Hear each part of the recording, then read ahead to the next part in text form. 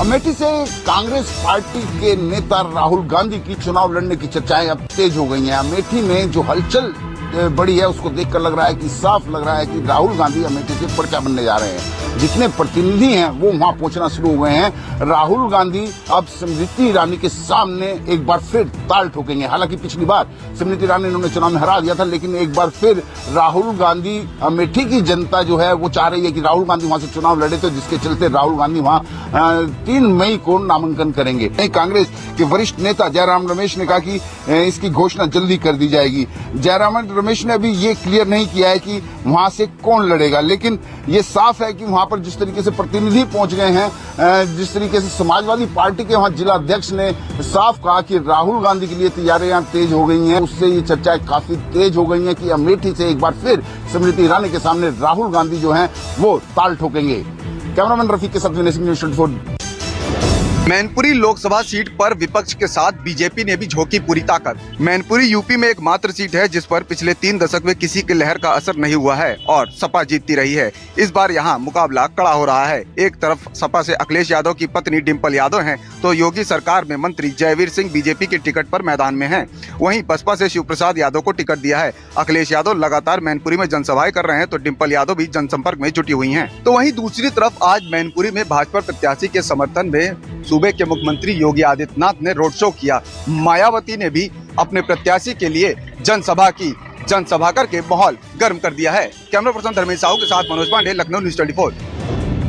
बिहार के high profile सीटों में से एक सारण लोकसभा सीट से आज बीजेपी के वरिष्ठ नेता और 2 बार के सांसद रहे राजीव प्रताप रूढ़ी ने अपना नामांकन दाखिल किया।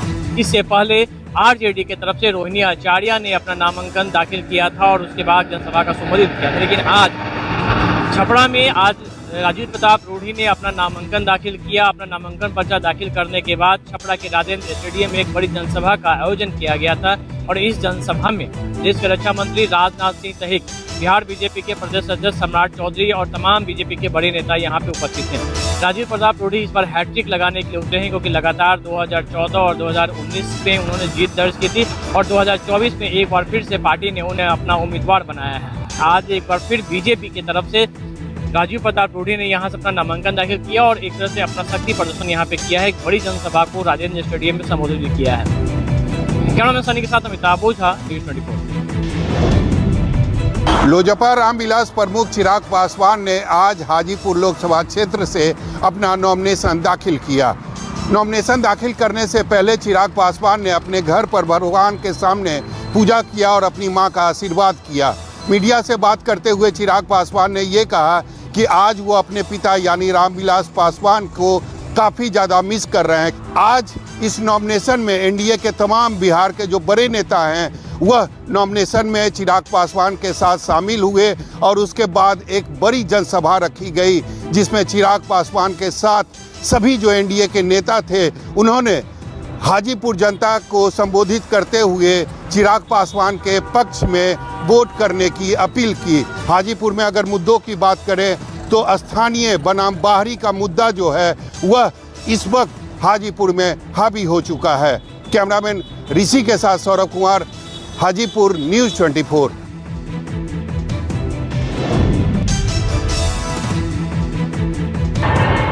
महाराष्ट्र में अंतिम चरण के मतदान के लिए नामांकन की कल अंतिम तारीख है। यही कारण है कि आज बड़े पैमाने पर कैंडिडेट नामांकन दाखिल कर रहे हैं। ठाणे में मुख्यमंत्री एकनाथ शिंदे के बेटे श्रीकांत शिंदे ने अपना नामांकन दाखिल किया। नामांकन दाखिल करने से पहले उन्होंने पूजा अर्चना की और डोंबिवली में एक भव्य रैली निकाली गई, जिसमें मुख्यमंत्री और मुख्यमंत्री दोनों शामिल हुए।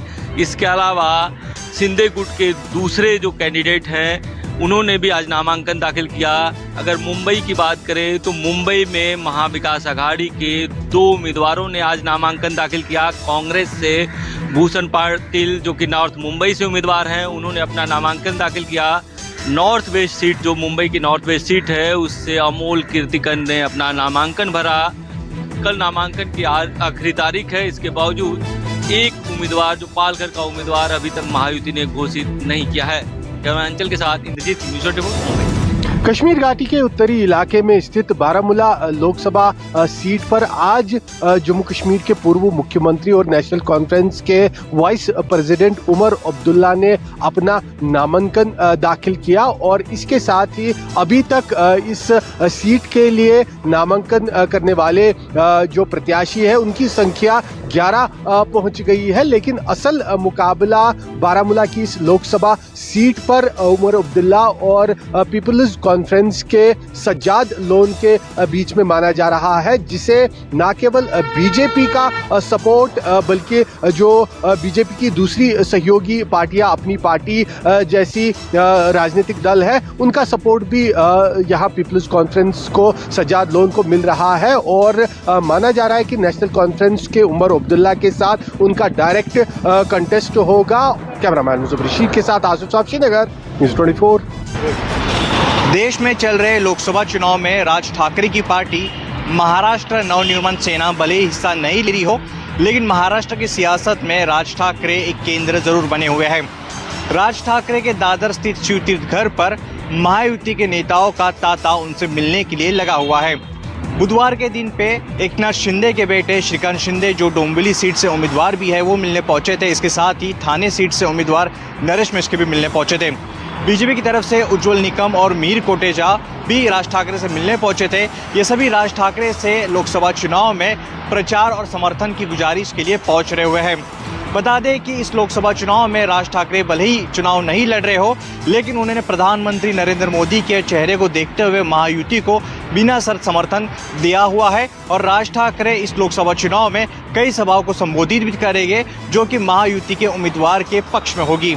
राज ठाकरे महाराष्ट्र की सियासत का एक बड़ा चेहरा है। उन्हें सुनने के लिए लाखों की भीड़ इकट्ठा हो जाती है और शायद यही वजह है कि महायुति के नेता चाहते हैं कि राज ठाकरे उनके लिए प्रचार करें। कैमरा पर्सन सुनील भारती के साथ अंकुश जायसवाल, न्यूज़ 24 मुंबई। लोकसभा चुनाव प्रचार के बीच नेताओं की बयानबाजी और भी तेज होती जा रही है।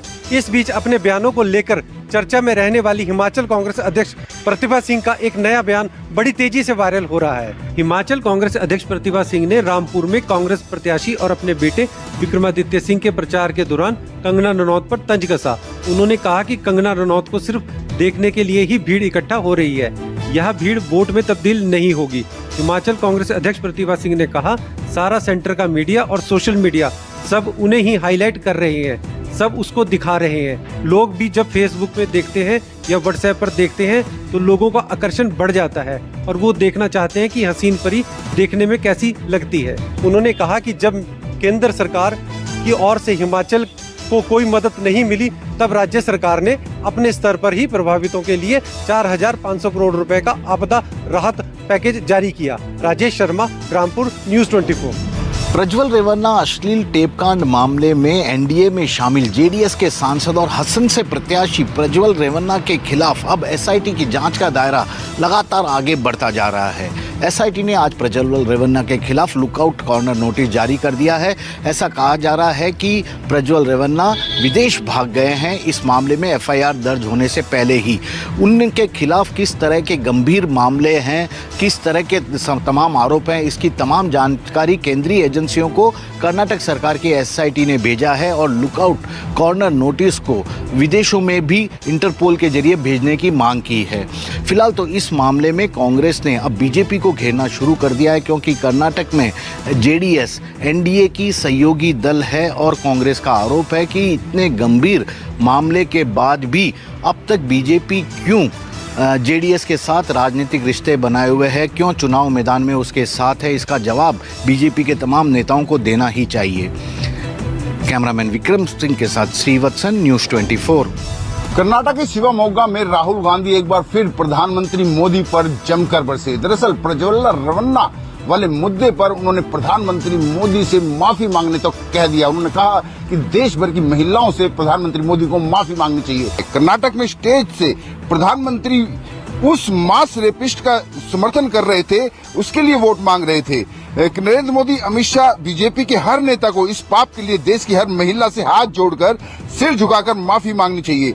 मास रेपिस्ट को हिंदुस्तान से भागने नहीं देंगे, ये है मोदी की गारंटी। इस तरीके से कहकर उन्होंने प्रधानमंत्री मोदी को जमकर घेरा और साथ ही साथ उन्होंने साफ किया कि प्रधानमंत्री मोदी ने जिस समय प्रज्वल रेवन्ना का जो ये मामला था प्रधानमंत्री मोदी को पता था और उस पता होने के बाद भी मंच से उन्होंने प्रज्वल रेवन्ना के लिए चुनाव प्रचार किया था। इस बात को लेकर विपक्ष लगातार प्रधानमंत्री मोदी और भाजपा को घेर रहा है। कैमरामैन रफीक के साथ विनय सिंह, न्यूज़ 24। 2024 के लोकसभा चुनाव में पश्चिम बंगाल की 42 सीटों में बीजेपी और टीएमसी पार्टी दोनों जीतना चाहती है। इसी के तहत बीजेपी पार्टी प्रधानमंत्री नरेंद्र मोदी की गारंटी को लेकर जगह जगह प्रचार प्रसार जो बस के द्वारा किया जा रहा है, बसों में एलईडी लगाया गया। टीएमसी पार्टी भी इस बस का विरोध कर रहे हैं और टीएमसी पार्टी के जो कार्यकर्ता है बस के ड्राइवर को भी यहाँ पे किसी इलाके में नहीं जाने दे रहे हैं। बीजेपी का आरोप है कि बसों पे तोड़फोड़ किया जा रहा है, एलईडी जो यहाँ पे दिखाया जा रहा है प्रधानमंत्री नरेंद्र मोदी को, उस पे भी हमला किया जा रहा है। और इसको लेकर अब राजनीतिक सरगर्मियां तेज हो चुकी है क्योंकि प्रधानमंत्री नरेंद्र मोदी का पश्चिम बंगाल में दौरा है और 3 जगहों पे प्रधानमंत्री नरेंद्र मोदी कल यहाँ पे सभा करने वाले हैं और कृष्णानगर है, बर्दवान है और बीरभूम में प्रधानमंत्री की सभा हो रही है। कैमरामैन पंकज के साथ मनोज पांडे, न्यूज़ 24 कोलकाता। महाराष्ट्र के बीड़ और रत्नागिरी सिंधुदुर्ग लोकसभा सीट से बीजेपी उम्मीदवारों की मुश्किलें बढ़ती हुई दिखाई दे रही है। बीड़ से बीजेपी नेता पंकजा मुंडे चुनाव लड़ रही हैं, लेकिन इस सीट से मुख्यमंत्री एकनाथ शिंदे गुट के जो नेता हैं और पूर्व मंत्री सुरेश नौले ने आरोप लगाया कि मुख्यमंत्री एकनाथ शिंदे ने बीजेपी के दबाव के आगे घुटने टेक दिए हैं। दूसरी तरफ रत्नागिरी सिंधुदुर्ग लोकसभा सीट से भी महायुति में नाराजगी की खबरें सामने आ रही है। यहां से केंद्रीय मंत्री नारायण राणे चुनाव लड़ रहे हैं। जानकारी के मुताबिक यहां से मंत्री उदय सामंत के भाई किरण सामंत नाराज बताए जा रहे हैं। उन्होंने अपने दफ्तर से खुद के सगे भाई उदय सामंत का जो बैनर पोस्टर है वो हटा दिया। गौरतलब है कि इस सीट से किरण सामंत जो है चुनाव लड़ना चाहते थे, लेकिन यह सीट बीजेपी की कोटे में गई और पार्टी ने नारायण राणे को उम्मीदवार बनाया। कैमरामैन संजय के साथ राहुल पांडे, न्यूज़ 24 मुंबई। दिल्ली एनसीआर में स्कूलों को जो ईमेल्स भेजे गए धमकी भरे, उस मामले में दिल्ली पुलिस की स्पेशल सेल ने एफआईआर दर्ज की है धारा 120B और 506 के तहत। इसके अलावा कई अन्य सेक्शंस भी लगाए गए हैं। दरअसल इस मामले में जैसे जैसे पुलिस की जांच आगे बढ़ रही है वैसे वैसे कई खुलासे हो रहे हैं। पुलिस के सूत्रों का कहना है कि इस मामले में किसी एक शख्स का हाथ नहीं बल्कि एक संगठन कहीं ना कहीं इसके पीछे है और जो साजिश जिस तरीके से रची गई वो सीधे सीधे इशारा कर रही है सरहद पार बैठे आतंकी और उनके हैंडलर्स की तरफ। और इसमें ये भी आशंका है कि कहीं ना कहीं इसमें कोई चाइनीज़ कनेक्शन भी हो सकता है क्योंकि ये जो मेल भेजा गया इसका सर्वर जो है वो विदेश में है। और एक और खुलासा हुआ है कि एक ही मेल से ये मेल नहीं भेजा गया था बल्कि जो संस्कृति स्कूल में जो ईमेल आई थी उसमें 2 बार मेल भेजा गया, यानी कि 2 अलग अलग समय पर इसी तरीके से धमकी भरे मेल भेजे गए और दोनों के सर्वर अलग अलग हैं, यानी कि एक पूरी साजिश के तहत ये जो है वो किया गया। मैं संसाइल के साथ कौशिक, न्यूज़ 24 दिल्ली। देश के आर्थिक राजधानी मुंबई में अप्रैल महीने में रिकॉर्ड घरों की बिक्री हुई है, जो पिछले साल के अप्रैल महीने की तुलना में 11% ज्यादा है। रजिस्ट्रेशन डिपार्टमेंट के आंकड़े के मुताबिक मुंबई में सिर्फ 11,620 घर बिके हैं, जिससे रजिस्ट्रेशन और स्टैंप ड्यूटी के रूप में सरकार को 1,045 करोड़ का राजस्व प्राप्त हुआ है, जो पिछले साल के अप्रैल महीने की तुलना में 100 करोड़ ज्यादा है। इतना ही नहीं, अगर पिछले 4 महीनों के आंकड़ों की बात करें तो पिछले 4 महीने में 2 ऐसे महीने हैं जहां पर 1,000 करोड़ से ज्यादा का राजस्व प्राप्त हुआ है। जानकारों का कहना है कि जिन लोगों ने मार्च में भी प्रॉपर्टी खरीदी थी उन लोगों ने भी शायद अप्रैल में रजिस्ट्रेशन करवाया होगा, क्योंकि अप्रैल में नवरात्रि थी और कई सारे लोग ऐसा मानते हैं, खासतौर पर हिंदू धर्म के लोग ऐसा मानते हैं कि नवरात्रि में घर खरीदना या उसका रजिस्ट्रेशन करवाना शुभ माना जाता है। अंचल के साथ इंद्रजीत सिंह, न्यूज़ 24 मुंबई। हमारे बहादुर जवान जब जंगल के बीचों बीच आतंकियों का काल बनने के लिए उतरते हैं तो वहां पर रास्ते में कई चुनौतियां होती हैं। कई जगहों पर नदी नाले होते हैं। ऐसे में उन नदी नालों को दरिया को पार करने के लिए टेम्परेरी पुल बनाया जाता है, जिसे बर्मा ब्रिज कहा जाता है। ये आप देखिए कि अभी इन जवानों को ये बताया गया है कि आपने किसी ऑपरेशन में जाते समय कैसे रस्सी की मदद से पुल तैयार करना है और उस पुल को पार करना है ताकि आपको जो मिशन दिया गया है उस मिशन को आप पूरा कर सकें। आप जम्मू कश्मीर पुलिस की महिला पीएसआई को देखिए, बेहद ज्यादा चुनौतियों से भरा ये बर्मा ब्रिज है, क्योंकि इस पर चलना अपने आप में बहुत बड़ी चुनौती है, लेकिन कैसे आसानी से इस बर्मा ब्रिज को ये पार कर रही हैं जम्मू कश्मीर पुलिस की पीएसआई। इसके पीछे इनकी कड़ी मेहनत है, कड़ी ट्रेनिंग है, उसी के चलते आज बेहद आसानी से इस बर्मा ब्रिज को ये पार कर रही हैं। कैमरामैन पवन के साथ Pankaj Sharma, news 24, Corps Battle School, Bhalra, Bhadrawa. Bharat के सबसे मोस्ट वांटेड गैंगस्टर और आतंकी गोल्डी बराड़ की हत्या की खबर जैसे ही भारत, अमेरिका और कनाडा में आई तो उसी तरह ही सनसनी फैल गई कि आखिर गोल्डी बराड़ को किसने मारा है, किसने गोलियां चलाई हैं और किसने हत्या की है। बेशक सोशल मीडिया पर कुछ गैंगस्टरों ने उसकी जिम्मेवारी ले ली कि गोल्डी बराड़ की हत्या उन्होंने की है, लेकिन जिस तरह के कयास लगाए जा रहे थे और सवाल खड़े किए जा रहे थे, सोशल मीडिया के ऊपर एक तरह की बाढ़ आ चुकी थी और इसी के चलते ही भारतीय एजेंसियां भी अलर्ट मोड के ऊपर आ चुकी थी और भारतीय एजेंसियों ने सीधा भारतीय दूतावास के साथ संपर्क किया और भारतीय दूतावास ने कैलिफोर्निया के फ्रेस्नो पुलिस के साथ संपर्क किया और उसके बाद इस घटना से पर्दा उठना शुरू हो चुका था। फ्रेस्नो पुलिस ने तोड़ते हुए कह दिया कि गोल्डी बराड़ की किसी भी तरह से कोई हत्या नहीं हुई है। कैमरामैन गंभीर सिंह राणा के साथ विशाल अंग्रेज, न्यूज़ 24, चंडीगढ़।